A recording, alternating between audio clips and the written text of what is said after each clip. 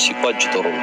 ይመስለኛል ሰዎቹ መወገድ አለባቸው። ያለው ማለት አቤትና በጣም እየዘገየሽ ነው ታውቆሻል። ግን አልመጣም ብላኝ እኮ እየጠበኳት ነው። ቤት ይመጣል። በሞገሴና በሉላ የፍቅር ግንኙነት ሌላ ፈተና ገጠማቸው። ሀብት ንብረትን አስመልስልሃለሁ ያለው ጠበቃ እርሷን ይዤ ካልተኛው እያለ እየተጨቃጨቃት ነው። በውበቷ ምን ያህል እንደተደመመና ፍቅር ውስጥ እንደወደቀም እየገለጸላት ነው። ሉላ በፍጹም በትዳሯ መደራደር እንደማትፈልግና ክብሯን መጠበቅ እንደምትፈልግም እየገለጸችለት ነው። ይህ ጠበቃ ግን ለምን እጃቸው ያለውን ነገር አትጠቀሙበትም? ሀብት ንብረታችሁን ለማስመለስ ሌላ ገንዘብ አያስፈልጋችሁም በማለት ሴትነቷን ቢጠቀም ይህንን ነገር ሊያደርግላቸው እንደሚችል ለመደራደር እየሞከረ ነው።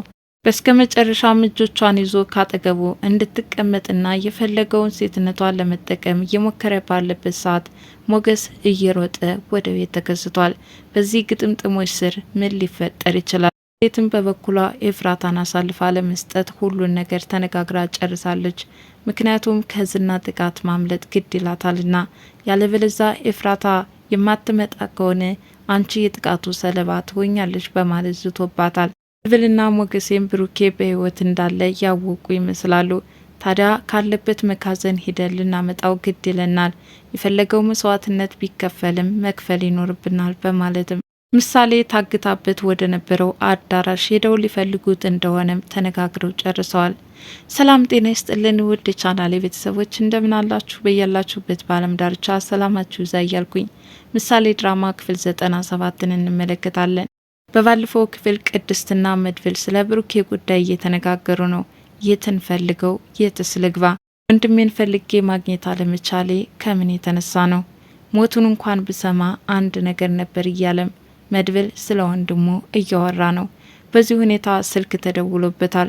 ታዲያ ከፖሊስ ጣቢያ ነበረ የብሩኬ ስልክ እንደተከፈተና መልእክት እንደተለዋወጡበትም ተነግሮታል። ታዲያ አሁንም ወንድሙን ለማግኘት ምንም አይነት ፍንጭ ባለማግኘቱ በጣም ተበሳጨ። ቅድስት ግን ምናልባትም ይሄ ነገር ሊረዳን ይችላል በማለት ለመድብል ነገረችው። ለሞገሴም ሲያማክረው ምናልባትም ብሩኬ ያለበትን አቅጣጫ ሊያመራን ይችላል በማለትም ተነጋገሩ። ምሳሌ የቆየችበት ክፍል ምን አይነት ሰዎች እንደተመለከተችም እያጣራት ነው። እርሷም አጋቾቿን አንድ ባንድ እንደተመለከተቻቸውና የታገቱ ሰዎችን እንደነበሩም እየነገረቻቸው ነው። ሞገሴም እንግዳውስ ብሩኬም ከዚህ ክፍል ነው የሚሆነው፣ ሄደን መፈለግ ይኖርብናል በማለት ለመድብል ነገረው።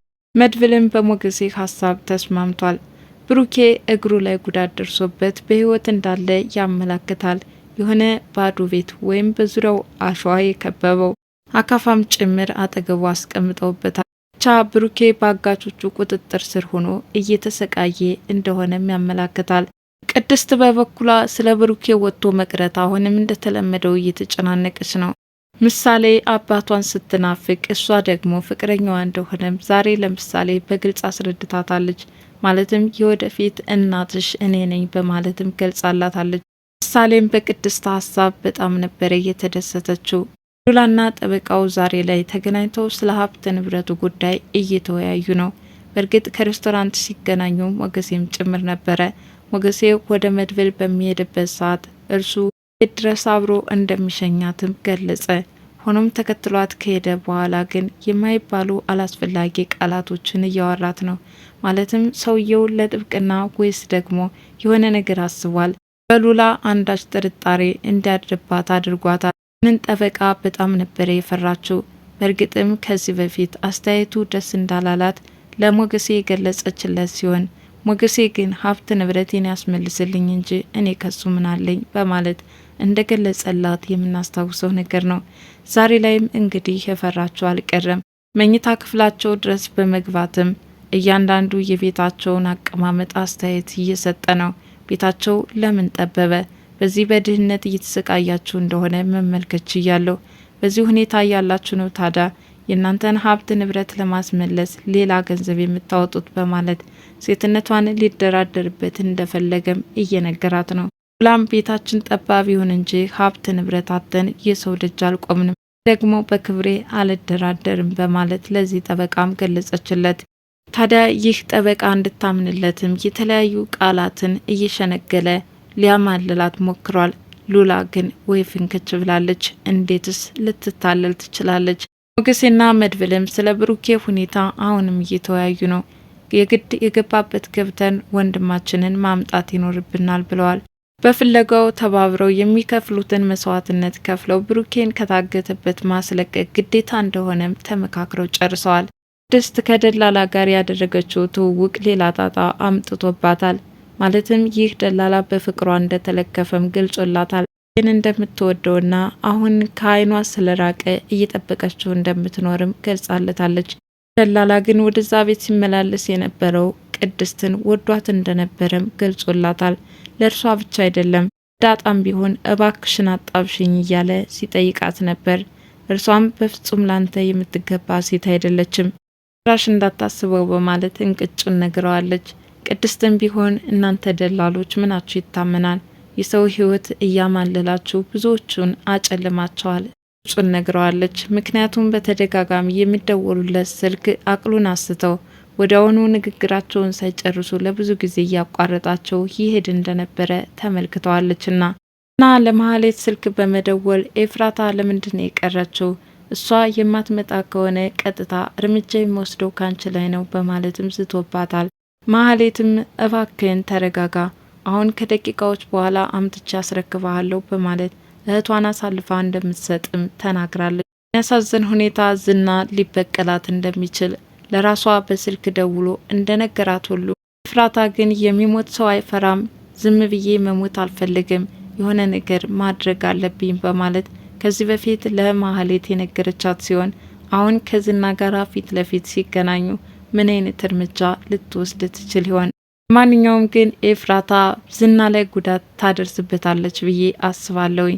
ምክንያቱም ከዚህ በፊት ሉላ ጥቃት አድርሳበት ሞገሴ ጋር እንደኮበለለችው ሁሉ አሁንም ኤፍራታ ዝናን በዝረራ እንደምትጥለው ነው። ሞገሴና መድብልን በተመካከሩት መሰረት ብሩኬን ፍለጋ ወደ ውጭ ወጥተዋል።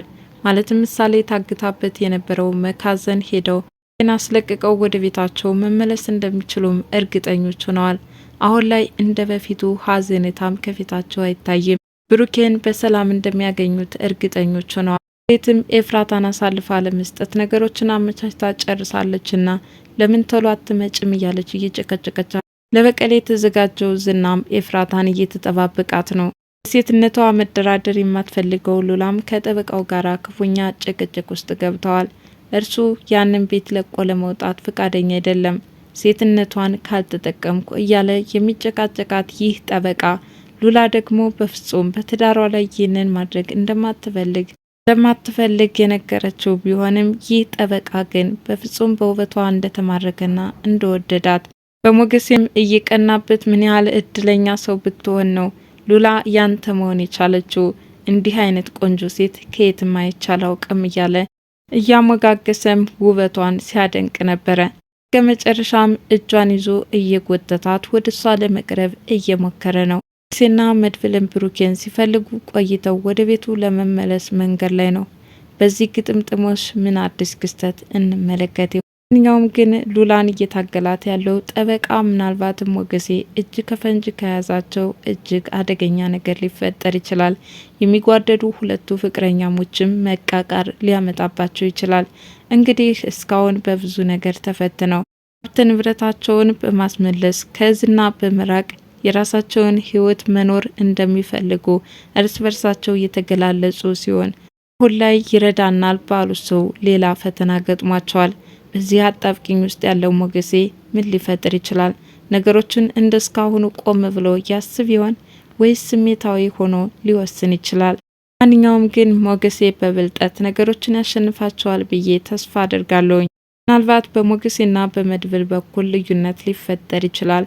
ምክንያቱም አሁን ብሩኬን ለመፈለግ መንገድ የጀመሩ ሲሆን አሁን ይህ ጠበቃ ከሉላ ጋራ የጀመረው እሰጥ አገባ ምናልባትም ሞገሴን እንዲዘገይ አድርገዋል። ግን ለመፈለግ እኛ ተመካክረን ሳለ አንተ ግን ወደ ኋላ ለምን ትላለህ? በማለትም መድብል ሊቆጣው ይችላል። በዚህ አማካኝነት በሁለታቸው ምናልባትም መቃቃር ሊፈጠር ይችላል። ማህሌትና በኤፍራታ መካከል ኤፍራታ በአንቺ ምክንያት ነው እዚህ ችግር ውስጥ የገባሁት እያለች ሁለታቸው ሲጨቃጨቁ እንደሰነበቱ ሁሉ አሁን ደግሞ አሳልፋ ለጨካኙ ለዝና ልትሰጣት መሆኑን ምናልባትም ኤፍራታ በግልጽ ተረዳው ይሆን? በሁለታቸውስ ማን አሸናፊ ማን ተሸናፊ? በሚቀጥለው ክፍል አብረን የምንመለከተው ይሆናል። ለዛሬ ምሳሌ ድራማ ክፍል 97 ይህንን ይመስል ነበረ። በቀጣይ ቪዲዮ እስከምንገናኝ መልካም ጊዜ ይሁንላችሁ እያልኩ ለቻናሌ አዲስ የሆናችሁ ላይክ፣ ሼር፣ ሰብስክራይብ በማድረግ ቤተሰብ እንድትሆኑ በትህትና ጠይቋችሁ። ባይ ባይ።